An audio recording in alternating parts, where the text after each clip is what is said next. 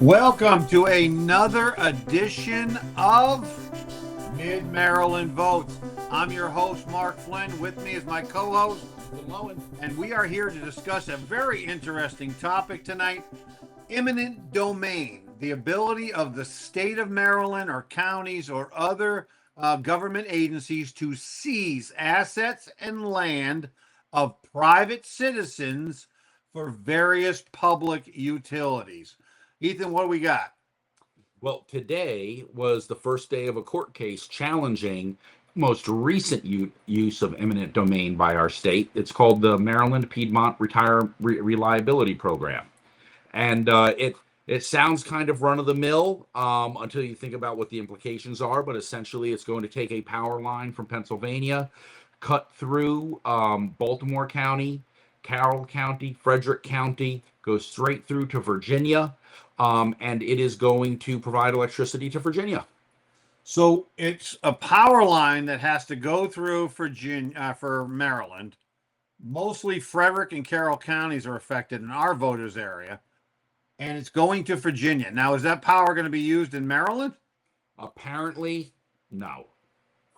So they're going to seize land, possibly, from farmers, homeowners, whatever, to put up these high power towers, I guess, towers, right? Mm-hmm. And to put these high power transmission lines to increase efficiency and power to Virginia. And Maryland doesn't even tap into it. Oh, it's worse than that.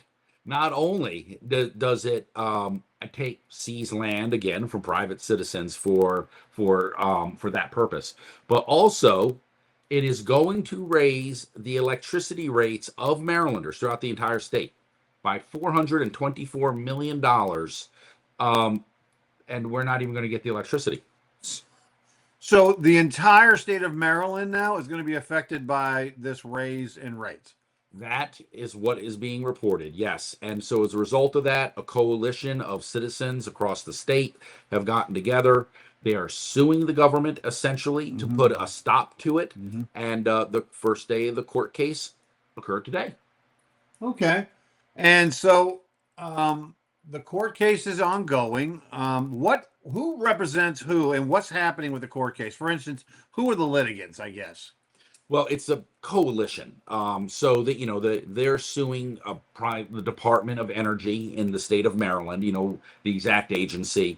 And it is this coalition of citizens. Usually they form different names for themselves, but it is literally just citizens who are concerned about the fact that the government is being more and more free, not just for this project, but other legislation that has been signed this year, where basically the government is taking a lot of leeway and saying, no, we can control and take over land from citizens, from the county government, and there's nothing that you as Marylanders can do about it. And so it's really speaking to that larger issue as well.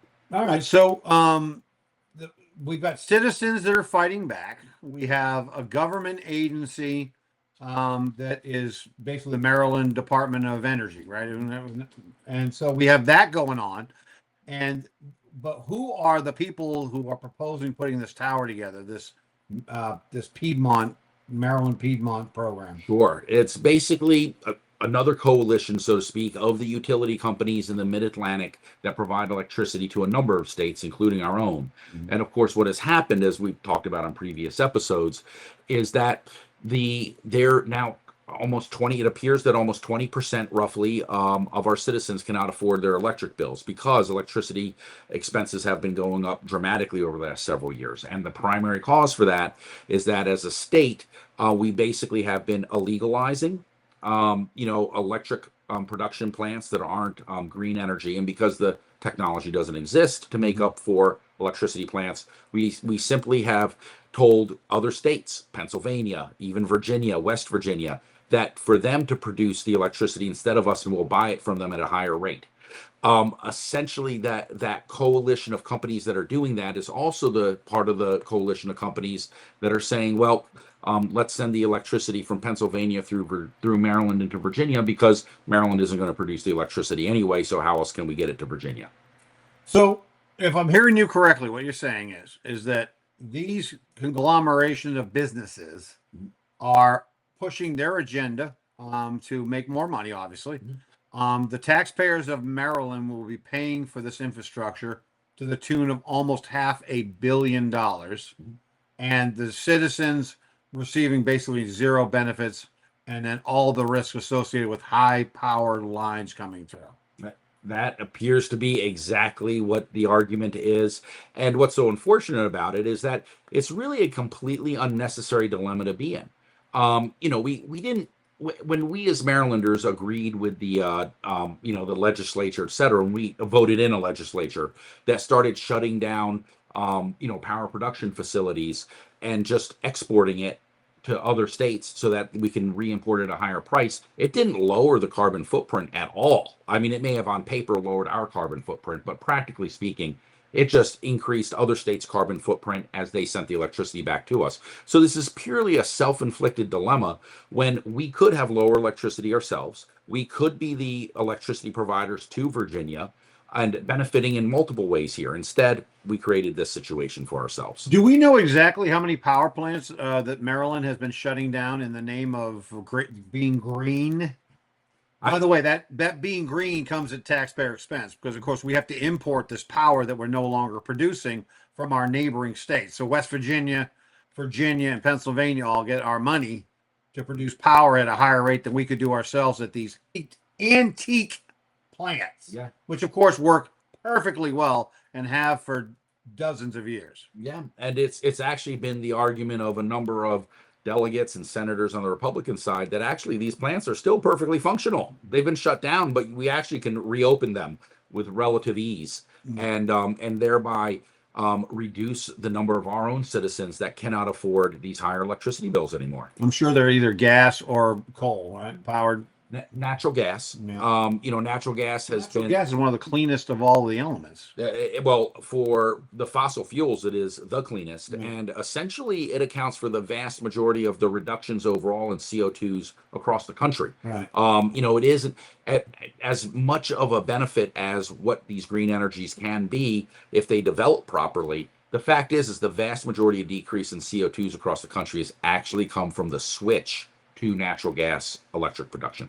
Yeah, so it doesn't make any sense for us to close. I mean, we're virtue signaling that, for the green program and costing taxpayers literally millions of dollars. Yeah, and it's coming at not only the suffering of individuals, an increased number of individuals who can't afford electricity, but it is also coming at the expense of the government needing to almost to expand its powers to be far beyond anything that we've ever considered acceptable in America, such as this eminent domain situation. Now, on May 13th, I'm sorry, it's going to be June 10th. On June 10th, the commission that is kind of responsible for this, the Maryland Public Service Commission, they are going to have a hearing, or technically a pre-hearing, on June 10th. It will be on their YouTube channel. We'll be posting the link in the comments. I'll put the below. link in the comment section on our Facebook page. And that will be at 10 a.m. On June 10th that they will be doing that. And there should be a lot more information coming from that pre-hearing. So we're pretty early in the process here of them. There is the specter of eminent domain, either the counties or the state seizing lands from people. Obviously, they have to negotiate with the homeowners. Basically, they give them market value for their property, even if they don't want to give it up. They don't just take it without any money exchanging hands. But I don't want anybody coming to my backyard and say they're going to take half of my backyard and give me 40 grand for it or whatever price they assume is the market value for it, which is what they're talking about doing. So we're still early on. We have the specter of that. We have the specter of these towers going up, and the clear safety hazard with these things running in your backyard, right? And then we also have a bunch of steps. Like I know they have to go through some environmental clearances as well, right? Yep. And I'm sure that they are confident that they will have all of those steps taken care of, because again, this is a big priority for the state legislature, is anything related to green energy. And so if this is going to do that, then even though it does not benefit and increases the cost for Marylanders, presumably they will continue to approve those sorts of those sorts of initiatives. So yeah, it basically has the green light for all intents and purposes, unless something changes as a result of what's going on in the court. I will say this: Myersville in Frederick County, my hometown, fought a compression station, basically a natural gas compression station, was going to be built just outside the town limits. It's actually inside the town, but it's near Route 70, and lost badly because of the Energy Commission and the not eminent domain so much as public necessity. That is an often quoted condition. It's an actual legal condition for public necessity, and it trumps a lot of people's civil rights. So it's important to realize that these energy conglomerates, these energy companies, they have the lawyers, they have the experience, they've done it before. And if people don't get into a grassroots movement right now and try to fight this, it's probably going to happen. Well, it can actually be stated right now that the next step, the groundwork has already been laid, because not if this continues, if this is allowed to go through, for better or worse, but just if you look at what the legislature has already passed this session, is that you have this issue with eminent domain, but also the legislature passed a law saying that the state can force it in the counties up to, I believe it's 10% of green land, so farms, forests, etc., can force 10% of that land to be used for solar panel fields, etc. And essentially the county commissioners, our local elected representatives don't have any say in the matter. And of course, it is basically just I don't even know if there's going to be compensation involved in that as far as eminent domain goes. So the next step of what has already been set forth to make this taking of citizens' land and our public lands for the government's use, without us having, as you mentioned, the civil rights to say no. I don't want you taking my land or my neighbor's land. I don't want you taking that park, whatever it may be. That is already, quote unquote, on the way out clearly to some degree, if it doesn't get turned around, and that's just based upon current law. Wow. All right, so people need to get involved. We're going to publish the link to the hearing.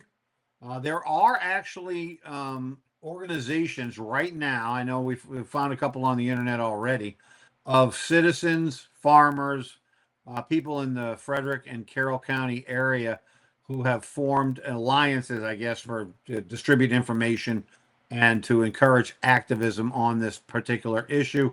We can put those links also in the comments section, but people need to get involved. Otherwise, they could very easily have a huge tower in their backyard that they will pay for through their own electric bill, which the power of which they will not ever see. Yes, it is an unfortunate situation, and I certainly am excited to see how citizens are standing up, making their voices known, because truly, when we are active, we make a difference. Can you give the name of the project again and its case number? It's the Maryland Piedmont Reliability Program, and I do not have the case number. I think it's 9433, but I'll put that in the comment section too. All right. Well, thank you, Ethan. Thanks for the update on that particular subject. Thank you for joining us. If you like the information you're seeing here on Mid-Maryland Votes, like us and follow us on both Facebook, and we also have a YouTube channel with this episode and all of our previous episodes. We would much appreciate your support. Thank you, and we'll see you again next week.